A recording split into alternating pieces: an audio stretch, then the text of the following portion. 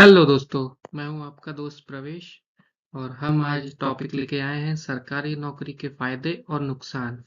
सबसे पहले हम ये बात करते हैं कि जैसा कि आप सभी जानते हैं कि सरकारी नौकरी आजकल के समय में मिलना बहुत कठिन है। इसके लिए बहुत प्रयास करने पड़ते हैं, बहुत ज़्यादा कंपटीशन फाइट करना पड़ता है।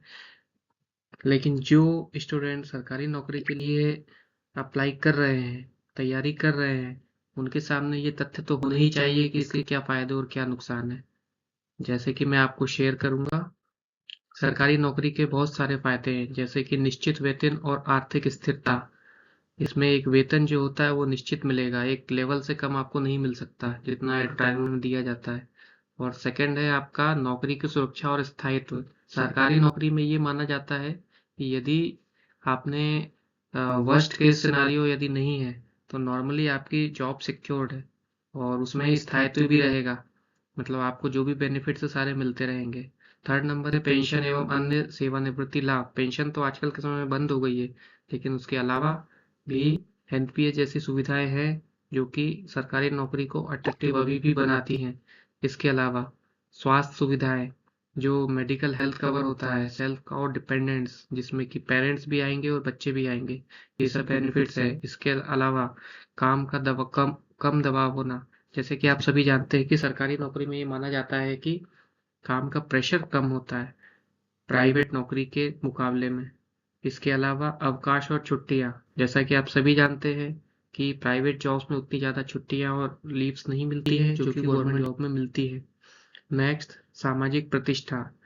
सरकारी नौकरी का एक अलग ही अ, प्रतिष्ठा होती है समाज में, जिससे कि सभी लोग उस व्यक्ति का मोरली एथिकली उसके बारे में अच्छा ही सोचते हैं। इसके अलावा नेक्स्ट, अन्य भत्ते मिलते हैं जैसे कि एचआरए मिलते हैं, डीए मिलते हैं, टीए मिलते हैं।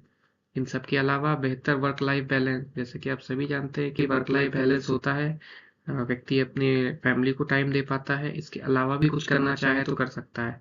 नेक्स्ट, बैंक लोन और सुविधाएं, उनको कंसेशन रेट पे बैंक लोन्स मिलते हैं और अन्य सुविधाएं मिलती है। और इसके अलावा जैसा कि आप जानते हैं सरकारी नौकरी के फायदे तो बहुत सारे हैं, लेकिन कुछ नुकसान भी है, जैसे कि कम वेतन वृद्धि और धीमा प्रमोशन। जैसे आपने प्राइवेट जॉब में सुना होगा कि कोई 3 लाख के पैकेज पे ज्वाइन हुआ और 5 साल में उसका पैकेज 10 लाख हो गया। लेकिन गवर्नमेंट जॉब्स में एक निश्चित प्रमोशन का स्केल होता है और निश्चित टाइम बाउंड प्रमोशंस होते हैं, जिसके कारण उसका बहुत ही एक्सपोनेंशियल ग्रोथ नहीं हो पाता है। सेकंड, सीमित सीखने के अवसर। गवर्नमेंट जॉब्स में सीखने के अवसर भी सीमित ही होते हैं। तीसरा, ब्यूरोक्रेसी और लाल फीताशाही। जैसे आप सभी जानते हैं कि ब्यूरोक्रेसी बहुत ज़्यादा चलती है। नेक्स्ट, सीमित नवाचार और रचनात्मकता। जैसा कि सभी को पता है कि गवर्नमेंट जॉब एक बार लग जाए तो इनोवेशन माइंड में नहीं आता है।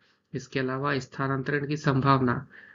बहुत सारे गवर्नमेंट जॉब्स में ये देखा गया है कि सभी लोग स्थानांतरण होता ही रहता है उनका, और उसके कारण वो सेटल डाउन नहीं हो पाते किसी भी एक जगह पे। प्रदर्शन आधारित पुरस्कार कम। जैसा कि गवर्नमेंट जॉब में माना जाता है कि कोई भी व्यक्ति कितना भी काम कर ले उसका बहुत ज़्यादा प्राइज वगैरह नहीं मिलता है।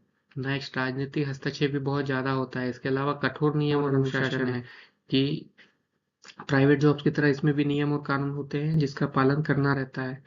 इसके अलावा नई तकनीकों को अपनाने में देरी होती है और उद्यमिता के कम अवसर होते हैं।